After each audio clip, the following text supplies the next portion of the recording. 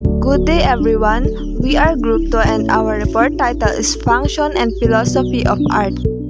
And my name is Mary Joy Donato. I will discuss the function of arts and Carrie Belong will discuss the philosophy of art and Olivia and Miguel will discuss the Plato's allegory of the cave and Roger Tumines will discuss the School of Athens by Raphael. Good day everyone, my name is Mary Joy Donato and I will discuss the function of art. Function of art. Let's start with function is defined as a role or purpose for which something is designed or created. Given this definition, we may then inquire what is art for. Let's take the monument of Rizal Park for example. What is Rizal Monument? Is it a pure sentimental value? It is an aesthetic value, or does it send a message to those who witnesses it? What do you think? Well, to enlightenment us on this, it was said that Rizal Monument in the Rizal Park in Manila, Philippines, built and dedicated with the people of the Philippine Islands to commemorate the executive Philippine nationalist Jose Rizal at the Bagumbayan till December 30, 1896. The monument does not only bear of the hero but also houses history remains. In this sense, we may conclude that Rizal Monument is not merely erected for pure sentimental and aesthetic value or just to send a message that those who witness it on the historic account that lies behind the erection and visit monument, but significantly hold a greater purpose as a resting place of irresolute remains. Moving on, function of art are classified as personal function, social function, and physical function. Personal function is to express personal feelings. Perhaps the artist wanted to remind viewers of a particular family tragedy, or perhaps he simply wanted to encourage to appreciate what they had and live each day as if it were used their last. We use art to express ourselves as well. The art serves as a medium for artists to convey their emotion and thoughts. Music healing power is indisputable. Work of art open our mind to new ways of thinking, feeling, and imagining. My example here is Wang Ud. She has a tattoo in her body and the personal function is in the tradition of Kalinga. Our culture here in Kalinga before that woman should have a tattoo in the body. And people will respect you if you have tattoos and that is part of our culture. Until now, we still have this kind of culture, like in the end, some part of Kalinga. And tattoos is not a sin. It's a normal to us because it's a part of our culture. And we have also music. Music can heal our emotion if we are sad. We need to listen to music and then it can pacify our emotion.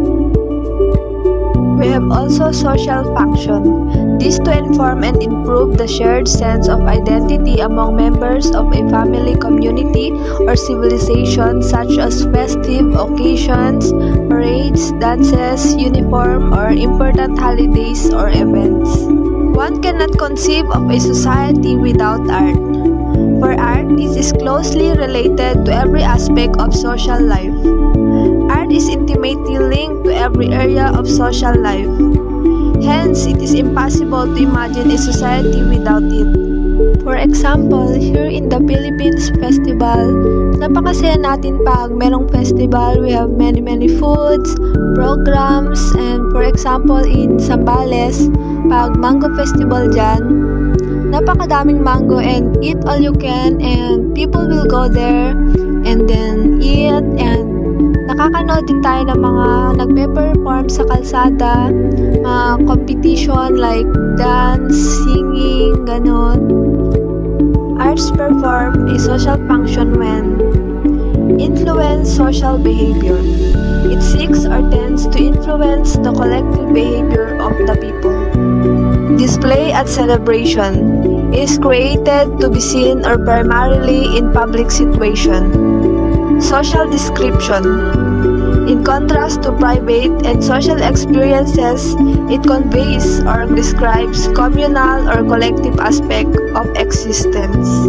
They're usually utilized to commemorate key historical events or show the community's ideas of courage and leadership. Commemorate works include the sculpture of national heroes that adorn our parks and plazas. So, sa social function, pag tinitignan natin ang rebulto ni Andres Bonifacio during the KKK Revolutionary Act of the Filipino people, makikita natin dito na they want independence in our country. So, nakamit nila yan because of their revolutionary. The last on the list are physical function. Artworks that are crafted or built to serve some physical purposes. Artworks can be used for practical purpose because of their physical structures, despite the artistic appeal to give us convenience and comfort. On the list, we have architecture, industrial, graphic, and interior designing, as form as art having physical function. Accordingly, architecture involves designing of buildings, urban areas, communities, and other artificial constructions and environments, usually with some regard to aesthetic effect. Architecture often includes design or selection of furnishings and decorations, supervision of construction work, and examination, restoration, or remodeling of existing buildings. Industrial designing is the professional practice of designing products, devices, objects, and services used by millions of people around the world every day. It focuses on the physical appearance, functionality, and manufacturability of a product. Every object that we interact with on a daily basis at home, office, school, or public setting is a result of industrial designing to bring convenience and comfort into our lives. Graphic designing is the creation of visual content to communicate messages. It involves a creative and systematic plan to solve a problem or achieve certain objectives with the use of images, symbols, or even words to visually communicate and aesthetically express concepts. And interior designing advises on the interior layout of a building and proposes various reconfigurations, as well as recommending products and services. It also generates 2D or 3D plans and schedules for each product, layout plans for tiles, heating and electrical socket plans for locations and functions. Now, in conclusion, it has been shown that most forms of art are functional, but still there are some which are not. However, it is important to note that the value of an artwork is not defined by its function, but by the work itself. We do not devalue an art when it serves no practical function other than its aesthetic and sentimental value. And that's it for Function of Art. Thank you for listening and watching, and I hope you learned something from this video presentation. Good day everyone. I will be discussing about the philosophy of art. According to Plato, artists are imitators and art is just an imitation.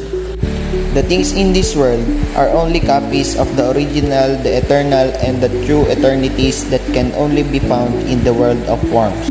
Of course, he was not the first or the last person to think that art imitates reality. Most people still think that a picture must be a picture of something, and that an artist is someone who can make a picture that looks just like the real thing.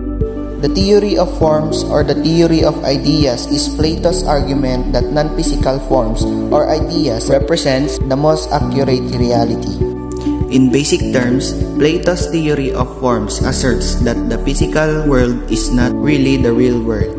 Instead, ultimate reality exists beyond our physical world. So, form is an object blueprint of perfection.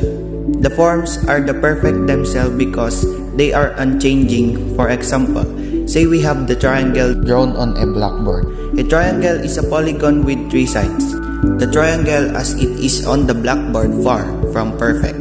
However, it is only the intelligibility of the form triangle that allows us to know the drawing on the chalkboard is a triangle, and the form triangle is perfect and unchanging.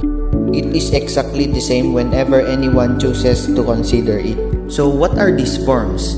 According to Plato, the forms are abstract, perfect, unchanging concepts or ideals that transcend time and space. They exist in the realm of forms. Even though the forms are abstract, that doesn't mean they are not real. So, Plato was deeply suspicious of art and artists for 2 reasons. Number 1, they appeal to the emotion rather than to the rational faculty of men. Number 2, they imitate rather than to lead one to reality. So, artworks are ontologically dependent on, imitations of, and therefore inferior to ordinary physical objects. Let's move on Socrates. Just like Plato, he claimed that art is just an imitation of imitation. For Plato, art is dangerous because it provides a pretty replacement for the real entities that can only be attained through reason. Despite the fact that art, a distinctly modern concept, was one of the Socrates did not know. His entanglement is ancient poetry and Attic tragedy shows that Socrates was an eminent critic of various ancient Athenian art forms, a role that was instrumental in his execution. Socrates' philosophy of art, as we might call it in today's term, is peculiar and influential, and has imparted to intellectuals and artists a set of enduring philosophical problems concerning the arts. Art as a presentation. Plato's most important student in philosophy agreed with his teacher that art is a form of imitation. However, in contrast to his teacher Disgas, Aristotle conceived of art as a presenting possible version of reality. For him, all kinds of art do not aim to present reality, but to provide a vision of what might be or the many possibilities in the reality. In the visual arts, this implies that art object depicts something other than or outside itself. In some cases, the mode of representation is iconic and relies on the ideas or symbols. Art as a disinterested judgment. So, Immanuel Kant considered the judgment of beauty the cornerstone of art, as something that can be universal despite its subjectivity, and therefore, art is innately autonomous from specific interest.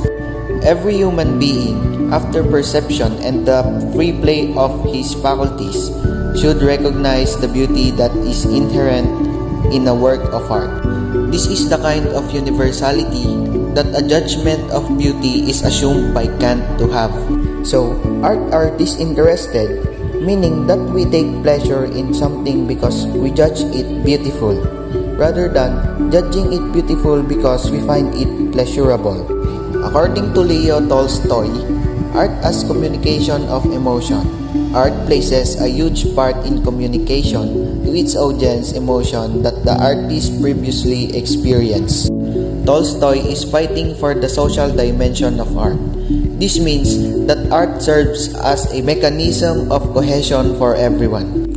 So, Tolstoy characterizes art in terms of the relationship of the observer or perceiver, both to the artist and to others who perceive the work. He believes that art is an important condition of human life, as it is used to communicate humans' feelings or emotion. So, thank you for listening about the philosophy of art. Again, good day and God bless. This is Olivia and Miguel, and I will discuss the Plato's allegory of the cave. Plato was a Greek philosopher born in Athens during the classical period in ancient Greece. He founded the Platonist school of thought and the academy, the first institution of higher learning in the Western world. The allegory of the cave or Plato's cave, is an allegory presented by the Greek philosopher Plato in his work Republic to compare the effect of education and the lack of it on our nature.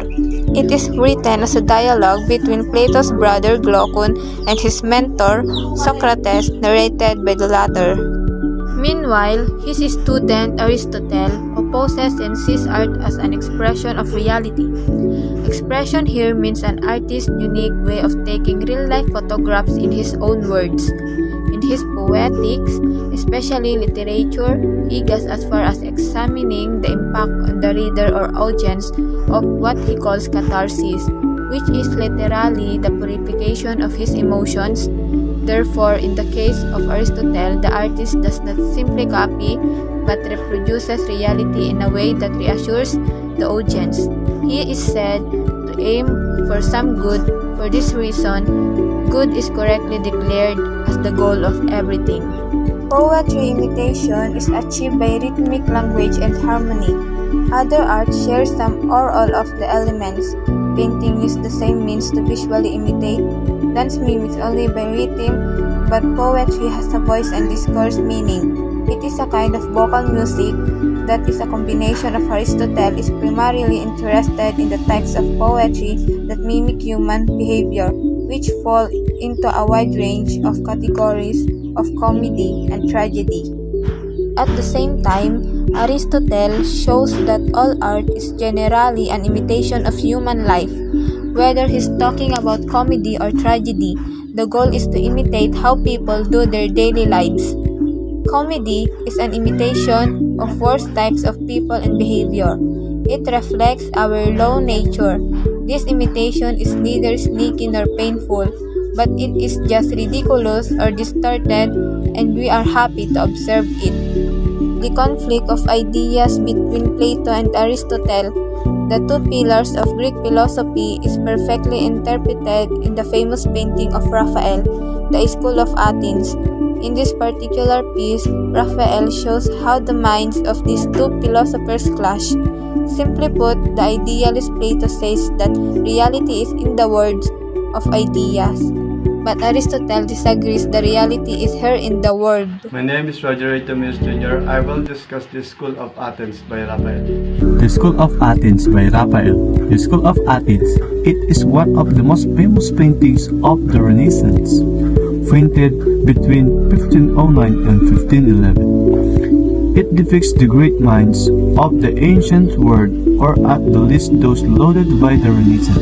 It follows in tradition of the famous frescoes of the Roman period, which many was at the old empire. This style was saved by the Renaissance artists as such of Raphael's own mentors, which Pietro Perugino and his virtues and sages, but Raphael had ideas of his own. In Raphael's work, the great men don't just stand next to each other in a hand of scholar, lined up, but mix and debate. They engage in the inquiries that have brought them greatness. We see not just the scholars but the activity of scholarship itself. Notice here, for instance, Euclid surrounded by the student and the distinct basis of learning.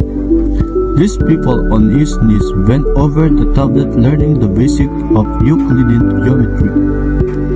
Perhaps on the boy's back, next to our level 1, however, wears a face of new understanding's wheels.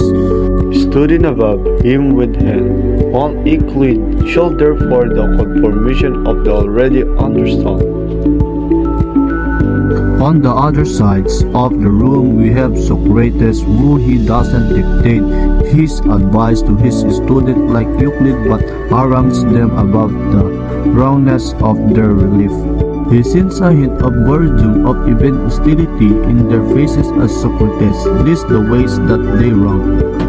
The central character to this drama and the ones that the orthogonal lines draw us toward our Plato and Aristotle. Here we see clearly the central disagreement in the Western thought acted out between master and pupil. On the left, Plato points to heavens, indicating his theory that we are born with precious innate knowledge gained from the realm of the forms, whereas Aristotle points to the world, arguing us to go out and gain knowledge through experience. From this essential disagreement on the origin of knowledge, all of ancient academia seems to flow across the fresco. We see the groups of master and student practicing their skill, and this is no surprise given the setting at the Vatican Library. Was painted at the mission of Pope Julius II as part of the decoration for the stanza della Signatura of signing his private apartments. This was to decorate the Pope's place of work. The School of Athens was just one of 4 frescoes Raphael was commissioned to paint for this room, each wall representing one category of Renaissance academia. The Arch de Laura represented on the 2 smaller walls built opposite the School of Athens is geology, in which the father of the church are represented beneath Christ's hands, outstretched and all encapsulated within open nature earth, natural church. The School of Athens, on the other hand, frames its famous men's beneath the man-made structure of Plato's Academy. The messages clear theology is drive form, God philosophy is built by men. But the structure is an interesting performance, tells us something revealing about the man who commissioned this work. Giuliano della Rovere took the name Julius II when he became pope and deliberate evolution of Julius Caesar. He was a military pope. And this might explain why the architecture, which was meant to represent Plato's Academy, is in fact Roman, not Greek in nature. The Greeks were all pillows and plinths the Romans prepared. The arch in the back, the ceilings in the School of Athens seem to be an almost direct copy of the Basilica of Maxentius and Constantine. Constantine, of the course, is the first Christian Roman emperor. Pope Julius II is setting out his imperial ambitions quite clearly here, and did in fact spend a good portion of his papacy at war. But here the imperialism serves a different purpose. We forget that so many of the intellectuals here were at one time or another branded retrospective heretic by the Catholic Church. Aristotle, for instance, was largely sidelined by the church until his rehabilitation at the hands of Aquinas. But now, this band of previously maligned figures adorn the private life that's the Pope saw a restoration and calming dominance on Western thought is now commented in the very warmth of European culture. In the background of Raphael's School of Athens is one of the most iconic Roman architectural works, the Triumphal Arch, and Plato and Aristotle, the great secular scholars of Western thought, process ruin sweet dreams.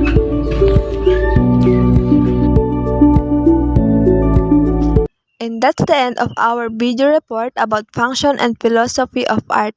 We hope you learned something to our video presentation, and thank you and God bless to all.